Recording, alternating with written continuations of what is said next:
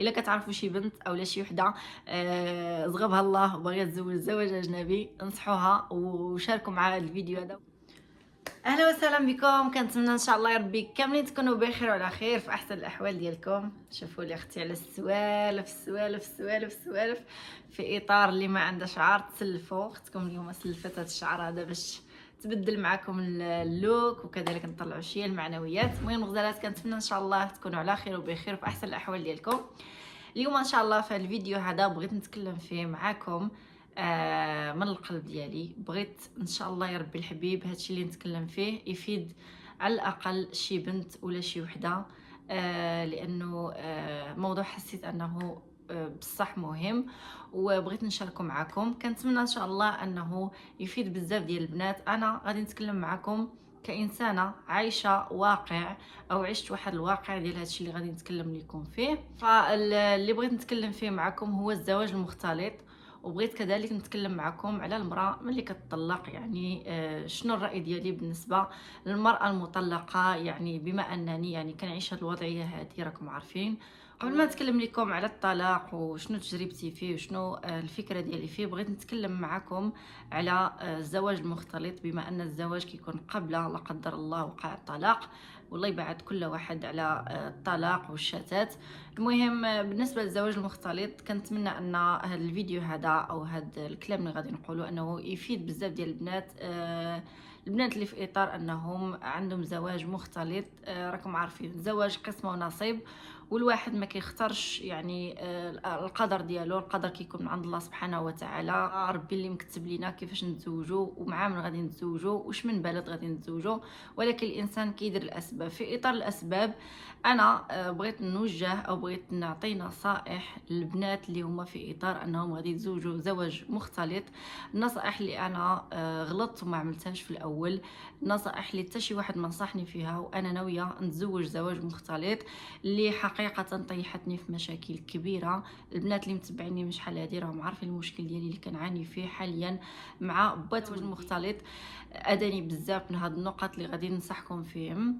المهم كنتمنى منكم انكم تسمعوني وتفهموني في الكلام اللي غادي نقوله. فالزواج المختلط كاين واحد الحوايج لا ما رديتيهمش البال في الاول، كوني اكيده ان لا قدر الله، والله يبعد كل واحد على المشاكل في الحياه الزوجيه ديالو، ولكن لا قدر الله وصرات مشاكل راه غادي تلقاي صعوبه كبيره. بالنسبه للبنات اللي راكم ناويين تزوجوا بالزواج المختلط، خصكم عن تجربه اللي تزوجت زواج مختلط كنقول لكم الله يسهل عليكم الله يستر عليكم. ما تاخذوش التجربه ديال الاخر في الزواج ديالكم، ربما تطيحوا مع ولد الناس، ربما تطيحوا مع انسان اللي بصح كيبغيكم وغادي يعيشكم في الهناء، غادي تعيشوا معاه الحياه السعيده.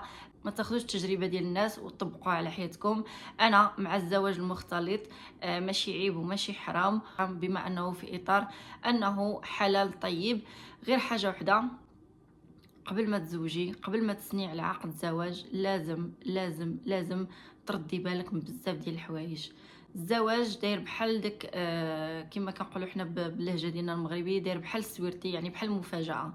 ربما من برا يبان لك زوين ويبان لك مقاد ويبان لك هو هذاك، ولكن ملي كتفتحي داك المفاجاه ولا داك السويرتي هذاك، انت وحظك كيفاش غادي يطلع لك هذا الزواج. هذا الشيء حنا كنعيشوه، ولكن باش نتفاداو اننا نطيحوا في مشاكل كثيره، النصائح اللي غادي ننصحها للبنات انا عن تجربه عشتها وتعلمت درس كبير منها، ولكن للاسف من بعد ما فات الفوت.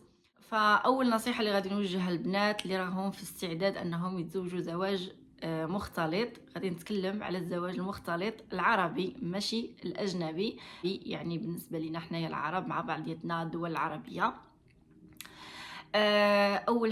اول حاجه الا سهل الله ولقيتي ولد الناس اللي نويتي مع الحلال ونوى معك الحلال ودخل من الباب ونوى انه يطلب يدك من والديك، مرحبا والف مرحبا. لكن قبل ما تسني على عقد الزواج لازم انك ديري واحد الخطوات اللي ممكن تفادي فيها بزاف ديال المشاكل من بعد.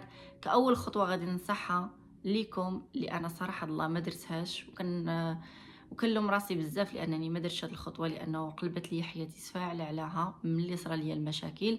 هي انني ما سولتش على الشخص اللي انا غادي نتزوج به عن طريقه يعني مباشره، يعني ما عرفش الاهل ديالو عن قرب، ما كانش عندي تواصل مع الاهل ديالو، ما كانش عندي تواصل مع الناس اللي قرابين ليه، الناس اللي عاشوا معاه في حياته في الطفوله ديالو.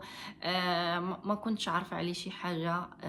يعني ما عطيتش راسي فرصة أنني نتعرف على هذا الإنسان عن قرب عن طريق شخص آخر، شخص اللي يكون عاش معاه، عارفه مزيان، واحد من عائلته أو واحد قريب ليه.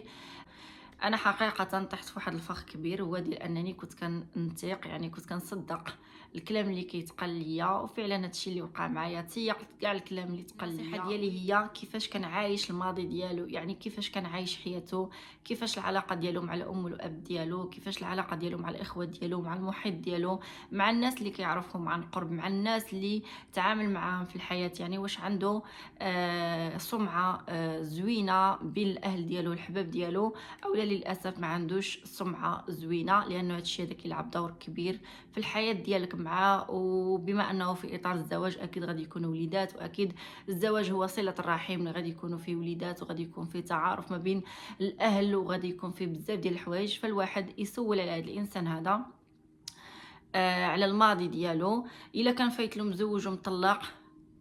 هذه هي النصيحه الثانيه اللي غادي نوجهها لكم. الا كان هذا الشخص هذا مزوج ومطلق، انا شخصيا الفكره ديالي كانت عندي ماشي مشكل ان الانسان يكون عنده علاقه من قبل وتكون يعني النهايه ديال العلاقه كانت بالفشل اللي هو الطلاق. لكن الغلط اللي درته هو انني ما سولتش علاش تم الطلاق، يعني ما دخلتش في تفاصيل كثيره كبيره. وهاد التفاصيل ثقوا بيا لو كنت عرفتها انا، بزاف ديال الحوايج كانوا غادي يتغيروا في القرار ديال الزواج ديالي.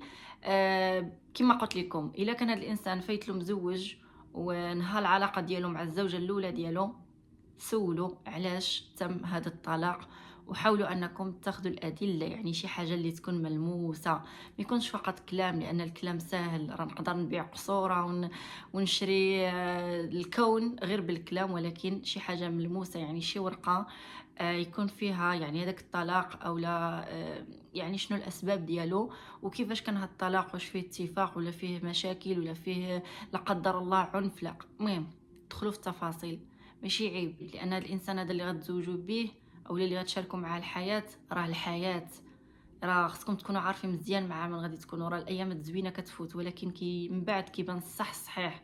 الماضي ديال هذا الانسان كيلعب دور كبير في العلاقه ديالو الاولى، الا كان مزوج ومطلق، الا كان عنده يعني شي مشاكل نفسيه، او مهم اي حاجه كتبان ملي الواحد او الوحده كتعطي الفرصه لنفسها وتسول على هاد الشخص اللي هي باغيه تزوج به.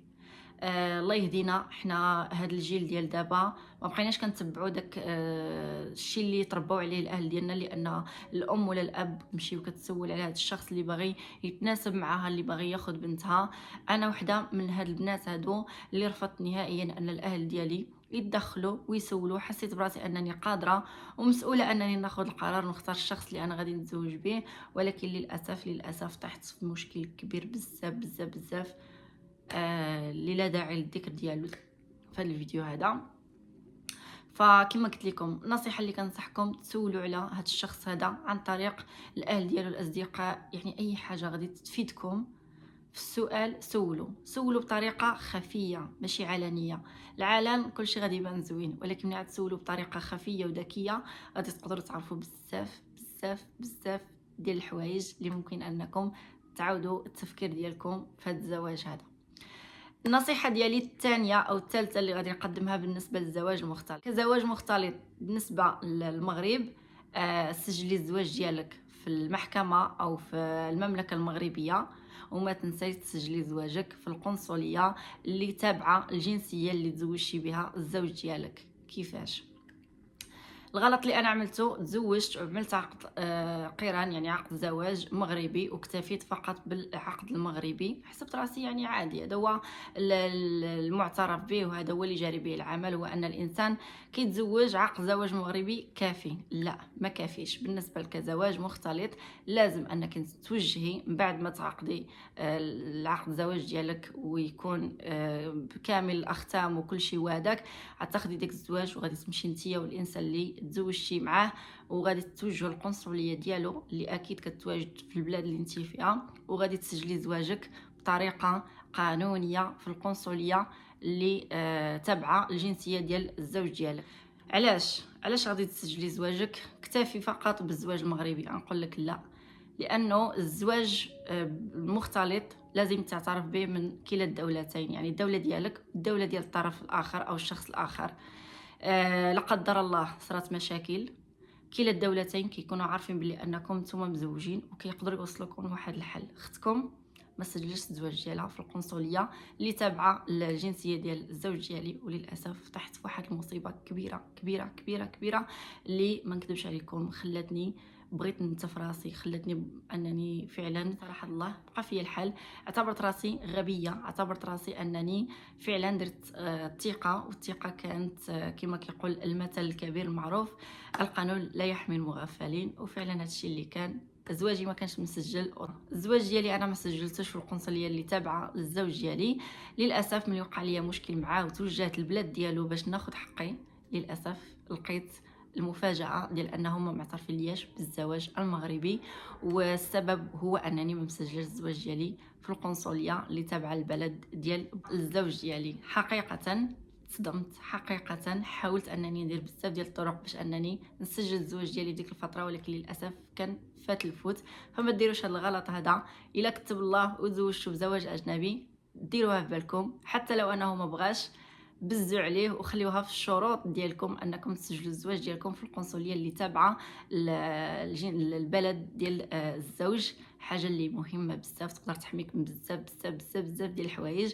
تعرفي على القصه ديالي وغادي تشوفي شنو المعاناه اللي انا عانيت فيها. المهم الغزالات، بالنسبه للنصيحه الثالثه او الرابعه اللي غادي نقدمها لكم، تعرفوا عن قرب على الاهل ديال الزوج ديالكم. تعرفوا عن قرب بمعنى في الخطوبه يكونوا حاضرين. الا ما كانوش حاضرين في الخطوبه ما ديروش الخطوبه من الاخر.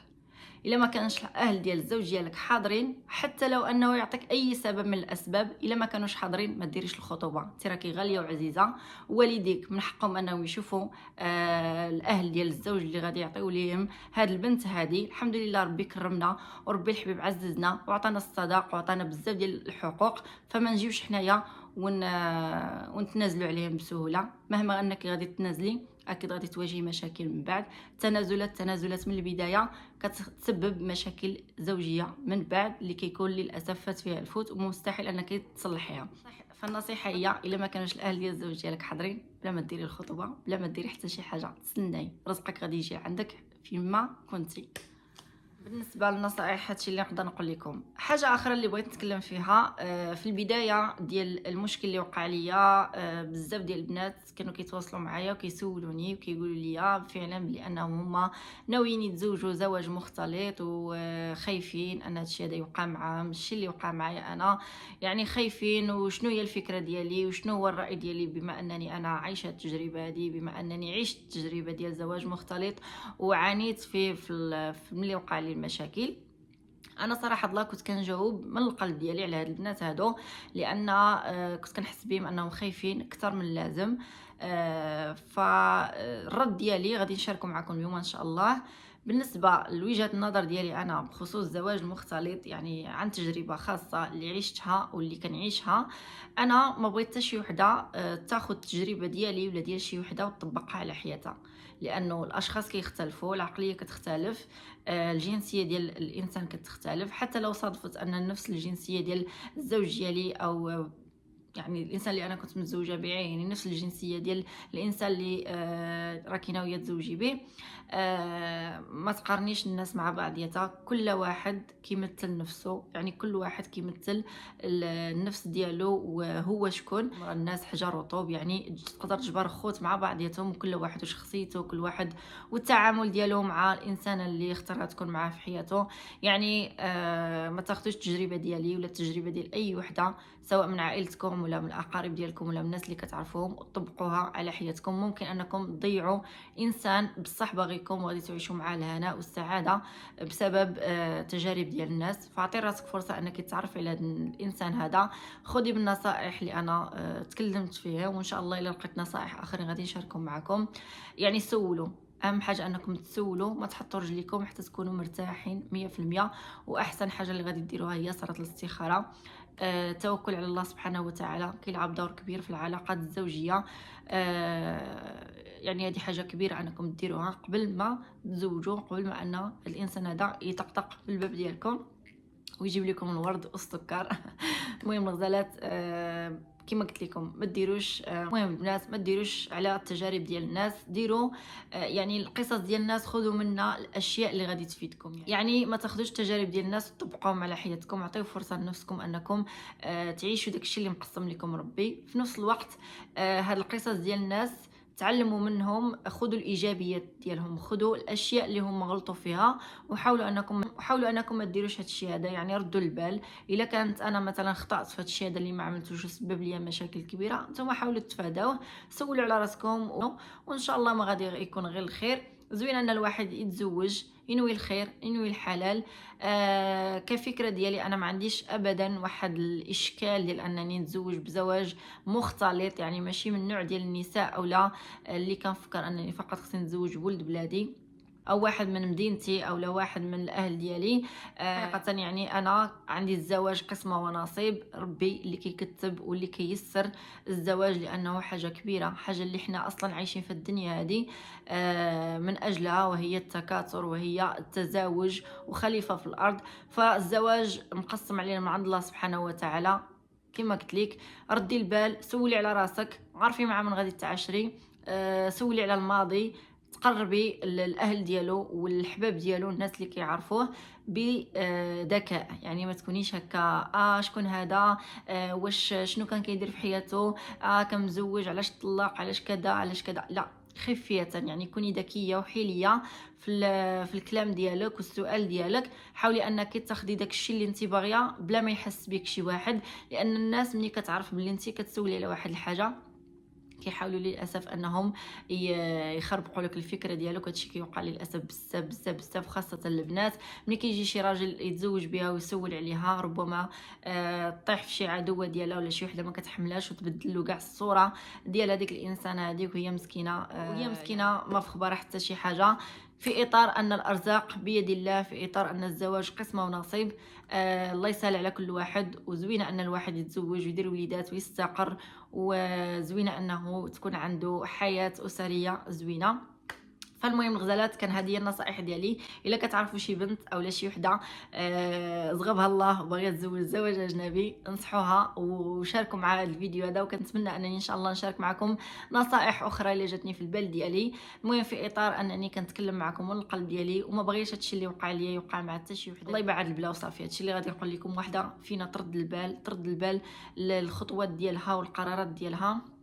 ثقي بنفسك وثقي في القرارات ديالك، ولكن ديري بالاسباب.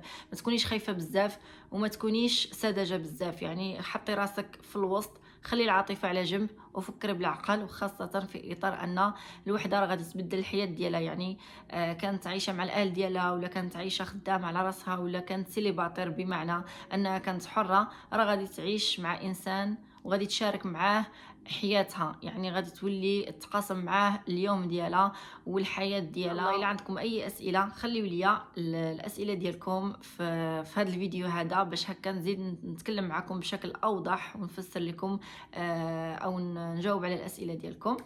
ندوز معكم دابا بالنسبه للطلاق.